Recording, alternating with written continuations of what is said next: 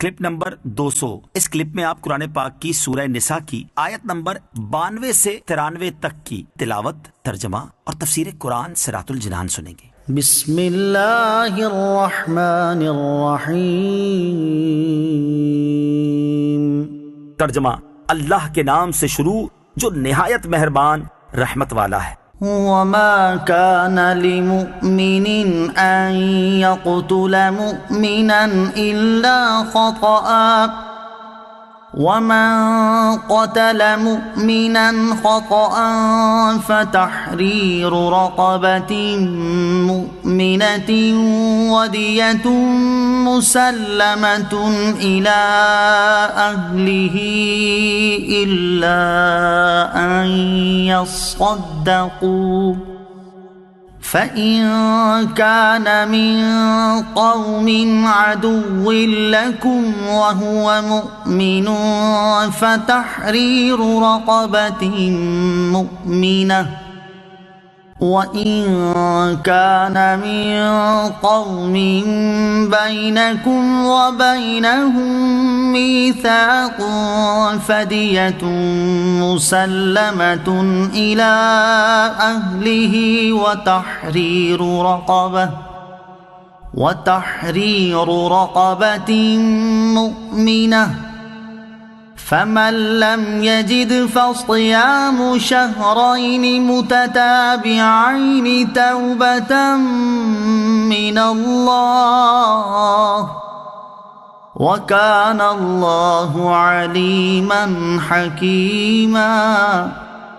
ترجمہ: اور کسی مسلمان کے لیے جائز نہیں ہے کہ کسی مسلمان کو قتل کرے مگر یہ کہ غلطی ہو جائے، اور جو کسی مسلمان کو غلطی سے قتل کر دے تو ایک مسلمان غلام کو آزاد کرنا اور دیت دینا لازم ہے جو مقتول کے گھر والوں کے حوالے کی جائے گی، سوائے اس کے کہ وہ معاف کر دیں۔ پھر اگر وہ مقتول تمہاری دشمن قوم سے ہو اور وہ مقتول خود مسلمان ہو تو صرف ایک مسلمان غلام کا آزاد کرنا لازم ہے، اور اگر وہ مقتول اس قوم سے ہو کہ تمہارے اور ان کے درمیان معاہدہ ہو تو اس کے گھر والوں کے حوالے دیت کی جائے، اور ایک مسلمان غلام یا لونڈی کو آزاد کیا جائے۔ پھر جسے غلام نہ ملے تو 2 مہینے کے مسلسل روزے لازم ہیں۔ یہ اللہ کی بارگاہ میں اس کی توبہ ہے، اور اللہ جاننے والا حکمت والا ہے۔ وما كان لمؤمن ان يقتل مؤمنا، اور کسی مسلمان کے لیے دوسرے مسلمان کو قتل کرنا جائز نہیں۔ یہ آیت مبارکہ عیاش بن ربیعہ مخزومی کے بارے میں نازل ہوئی۔ ان کا واقعہ یوں ہے کہ وہ ہجرت سے پہلے مکہ مکرمہ میں مسلمان ہو گئے اور گھر والوں کے خوف سے مدینہ طیبہ جا کر پناہ گزین ہو گئے۔ ان کی ماں کو اس سے بہت بے قراری ہوئی اور اس نے حارث اور ابو جہل اپنے دونوں بیٹوں سے جو عیاش کے سوتیلے بھائی تھے یہ کہا کہ خدا کی قسم نہ میں سائے میں بیٹھوں گی اور نہ کھانا چکھوں گی اور نہ پانی پیوں گی جب تک تم عیاش کو میرے پاس نہ لے کر آؤ۔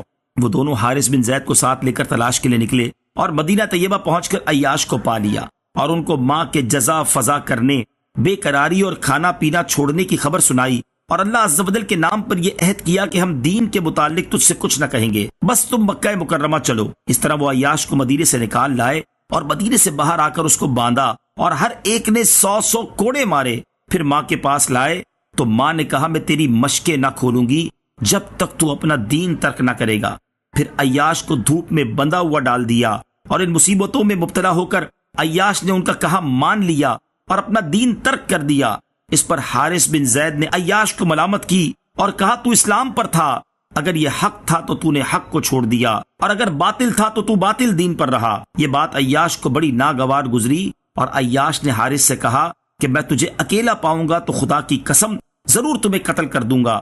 اس کے بعد عیاش اسلام لے آئے اور انہوں نے مدینہ طیبہ ہجرت کر لی، اور ان کے بعد حارث بھی اسلام لے آئے اور وہ بھی ہجرت کر کے رسول کریم علیہ الصلوۃ والسلام کی خدمت میں پہنچ گئے۔ لیکن اس روز عیاش موجود نہ تھے اور نہ انہیں حارث کے اسلام کی اطلاع ہوئی۔ قبا شریف کے قریب عیاش نے حارث کو دیکھ لیا اور قتل کر دیا تو لوگوں نے کہا اے عیاش تم نے بہت برا کیا، حارث اسلام لا چکے تھے۔ اس پر عیاش کو بہت افسوس ہوا اور انہوں نے رحمت دو عالم علیہ الصلوۃ والسلام کی خدمت اقدس میں حاضر ہو کر واقعہ عرض کیا اور کہا کہ مجھے قتل کے وقت ان کے اسلام کی خبر ہی نہ ہوئی۔ اس پر یہ آیت کریمہ نازل ہوئی اور کفارے کی صورت بیان کی گئی۔ ومن قتل، اور جو قتل کرے۔ یہاں آیت میں قتل کی 4 صورتوں کا بیان ہے اور پھر 3 صورتوں میں کفارے کا بیان ہے۔ پہلی صورت یہ کہ مسلمان کا کسی دوسرے مسلمان کو ناحق قتل کرنا حرام ہے۔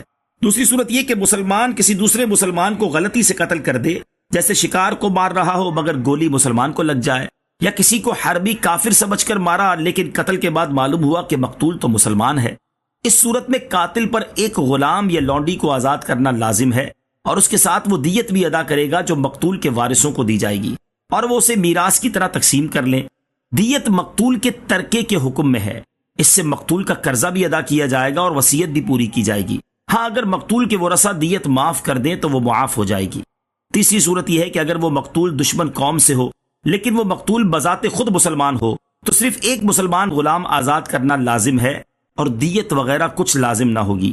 چوتھی صورت یہ ہے کہ اگر مقتول ذمی ہو یا مسلمان حکومت کی اجازت سے مسلمان ملک میں آیا ہو جسے مستامن کہتے ہیں، تو اس کو قتل کرنے کی صورت میں اس کے گھر والوں کو دیت دی جائے گی اور ایک مسلمان غلام یا لونڈی کو آزاد کیا جائے گا۔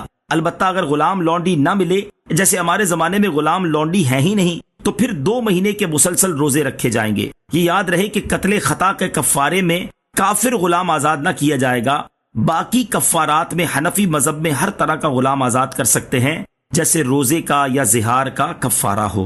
وَمَن يَقْتُلْ مُؤْمِنًا مُتَعَمِّدًا فَجَزَاؤُهُ جَهَنَّمُ خَالِدًا فِيهَا وَغَضِبَ اللَّهُ عَلَيْهِ وَلَعَنَهُ وَأَعَدَّ لَهُ عَذَابًا عَظِيمًا۔ ترجمہ: اور جو کسی مسلمان کو جان بوجھ کر قتل کر دے تو اس کا بدلہ جہنم ہے، عرصہ دراز تک اس میں رہے گا، اور اللہ نے اس پر غضب کیا اور اس پر لعنت کی اور اس کے لیے بڑا عذاب تیار کر رکھا ہے۔ وَمَن يَقْتُلْ، اور جو قتل کرے۔ اس سے پہلی آیت میں غلطی سے کسی مسلمان کو قتل کر دینے کا حکم بیان کیا گیا، اور اس آیت میں جان بوجھ کر کسی مسلمان کو قتل کرنے کی اخروی وعید بیان کی گئی ہے۔